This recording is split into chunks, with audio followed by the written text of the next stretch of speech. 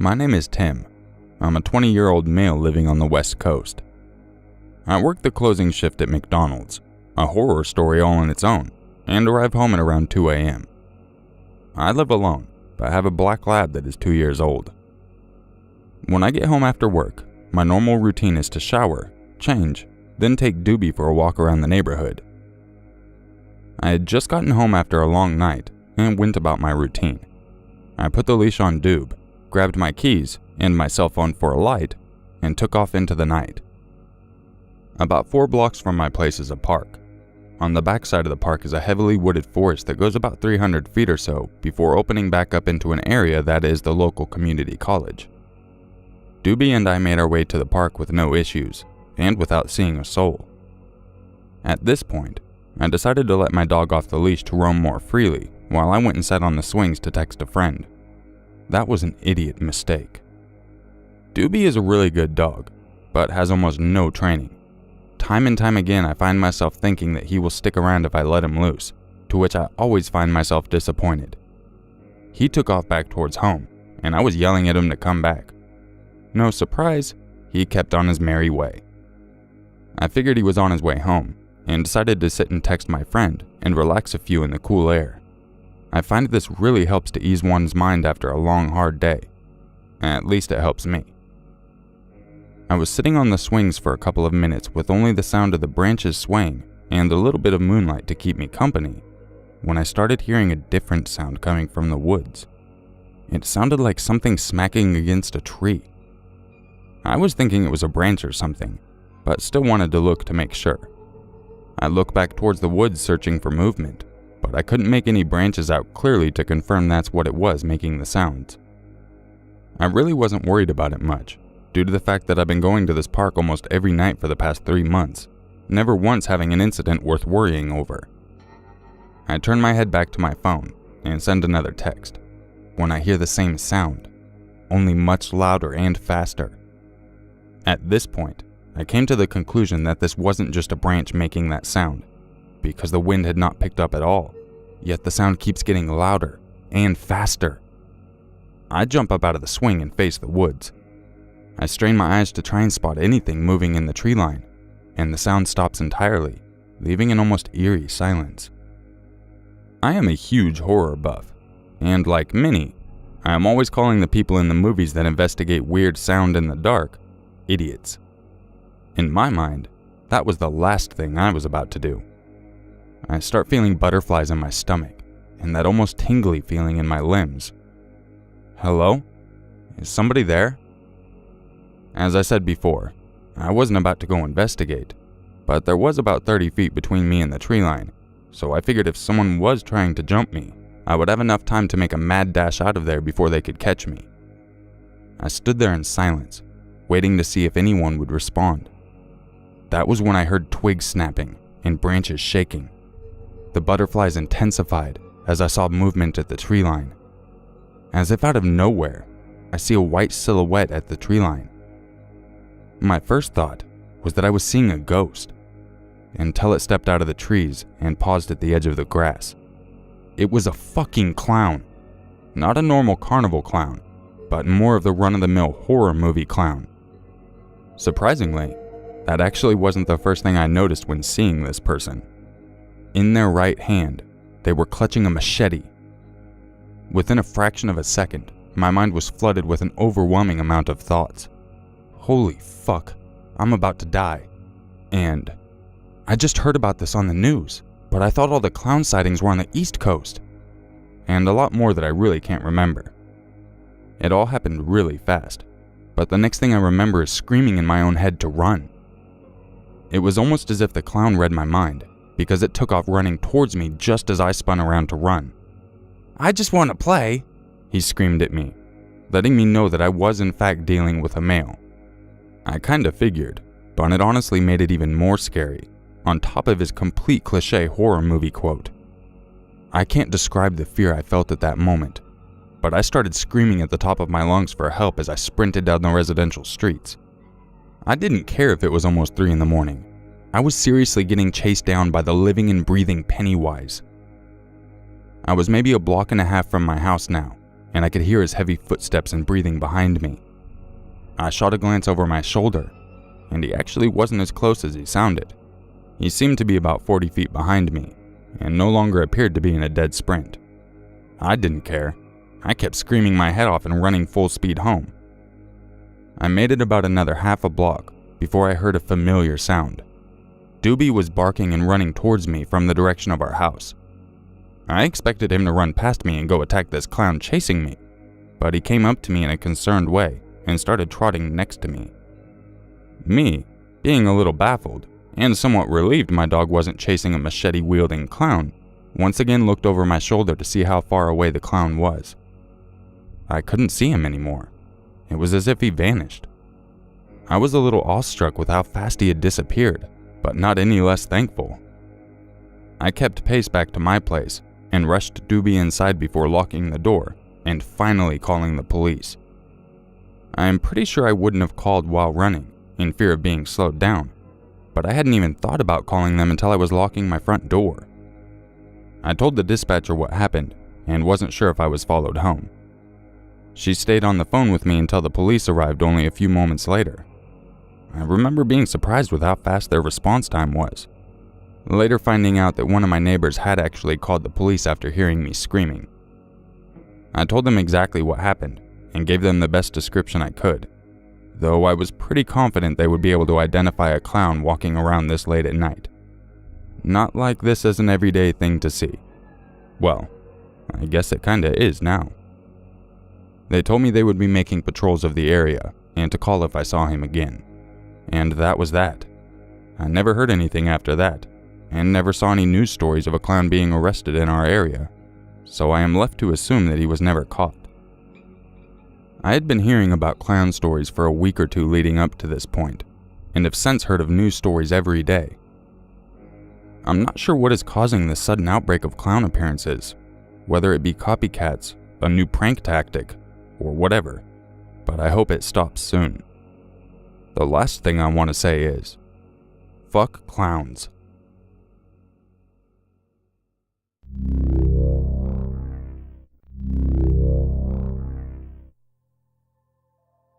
When this happened, I was with my Uncle Rick and his wife Sarah, not their real names.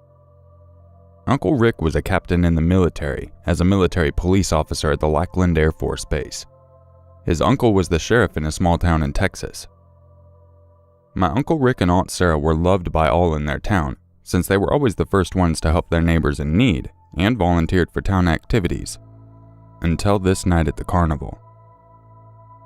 It was a late summer day in Texas, and my Aunt Sarah and Uncle Rick wanted to take their children to a carnival that was in town. I just turned 8, and I was the youngest of the group.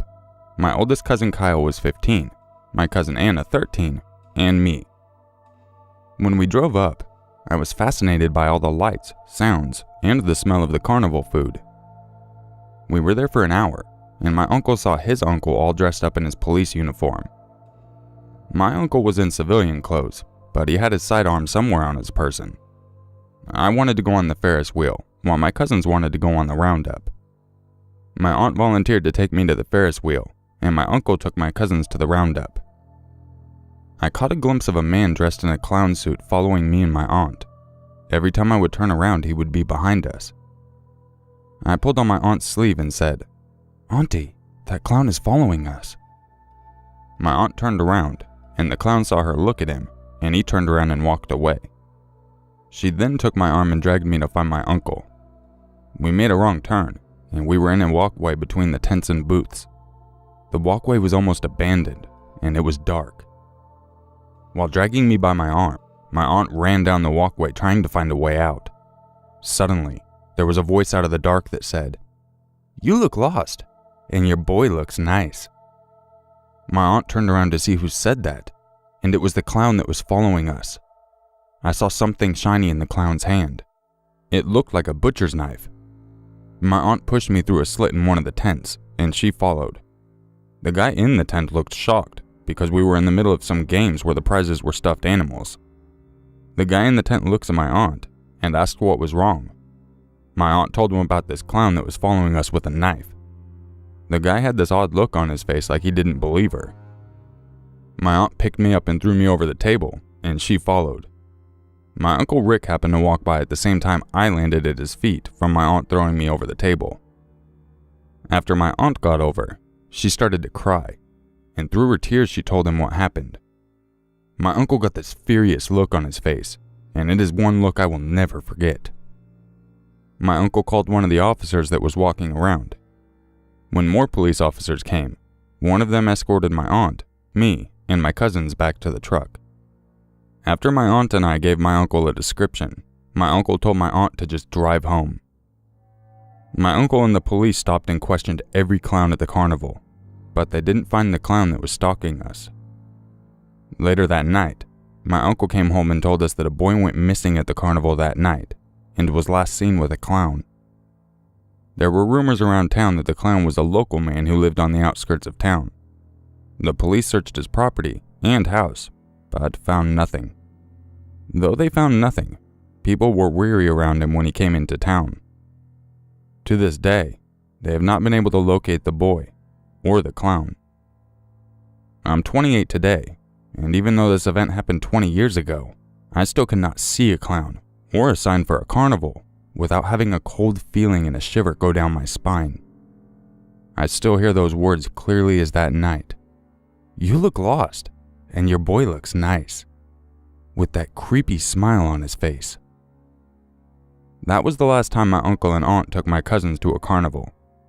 If it wasn't for my aunt's quick thinking and her being fast on her feet, I don't believe that I would be alive today.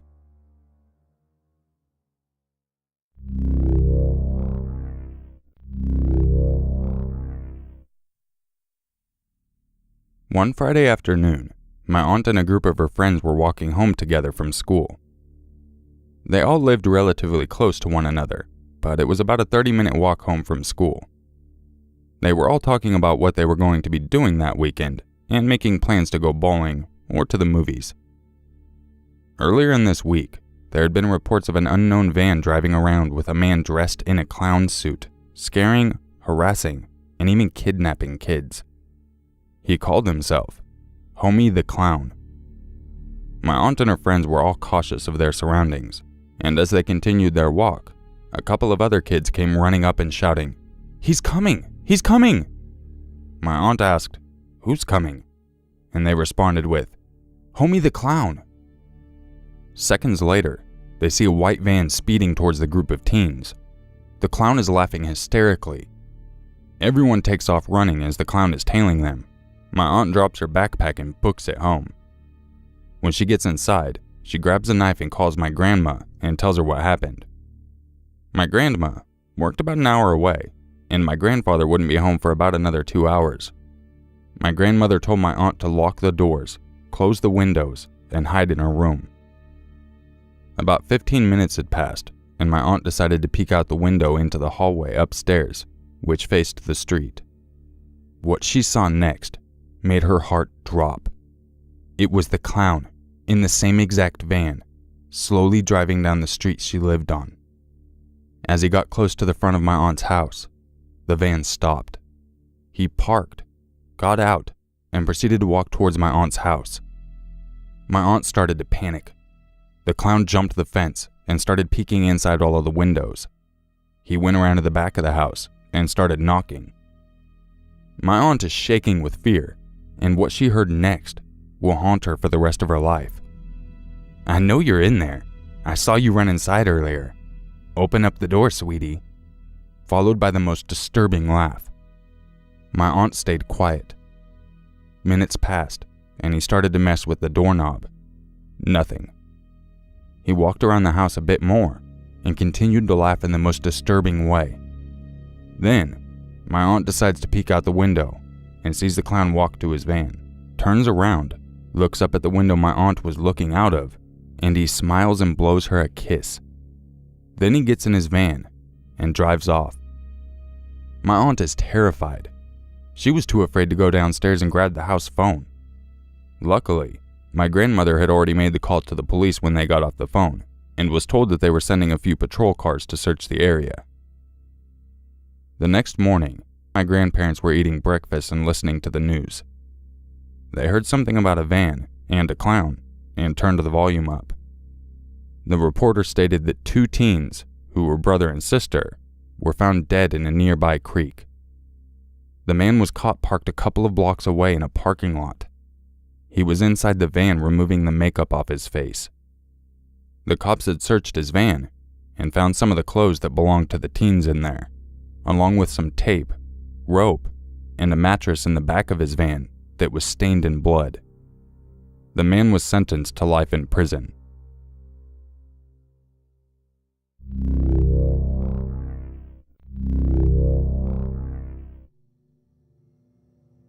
My name is Dominic, Dom for short.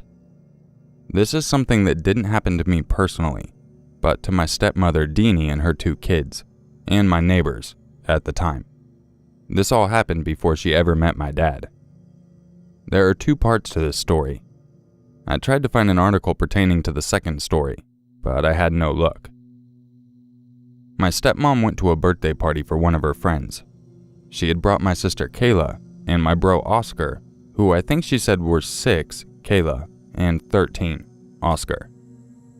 They had the children downstairs in the basement with some of the older kids, playing, watching movies, and whatnot, and the adults upstairs partying, drinking, and having fun. She said it was about 1 in the morning when everyone started to either go to bed or have their DDs take them home.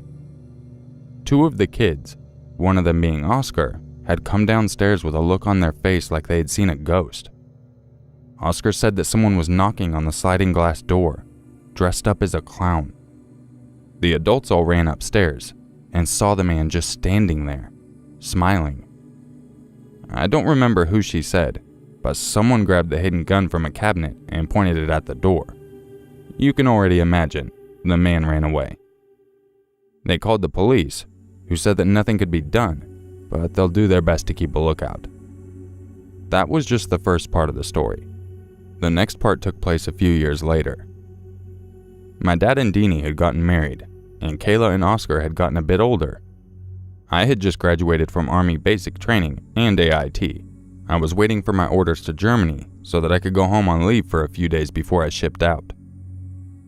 I had gotten home and spent time with everyone and learned a very weird and scary situation had occurred just a few days prior. Apparently, my neighbor's kids were outside playing when an eerie black van pulled up to their house and almost abducted the 2 youngest kids. I say almost because the father was fast to reacting, grabbing his handgun and shooting the bastard in the leg. What made it so weird was that the man was dressed up as a clown. The man was arrested, and when I got home I learned about the incident. I had spoke to the father of the children, making sure everyone was safe, and he said that they had had some very strange phone calls coming in all hours of the day the past week. He only figured that the calls were linked. I told him about the incident with Kayla and Oscar, and all he could say about it was, "Fucking weirdos." Was this linked too? Was the clown my brother Oscar had seen that time the same one who tried to abduct those 2 neighbor kids? Or just entirely coincidence? All I can really say is, if this ever happens to my family, I won't be aiming for the leg.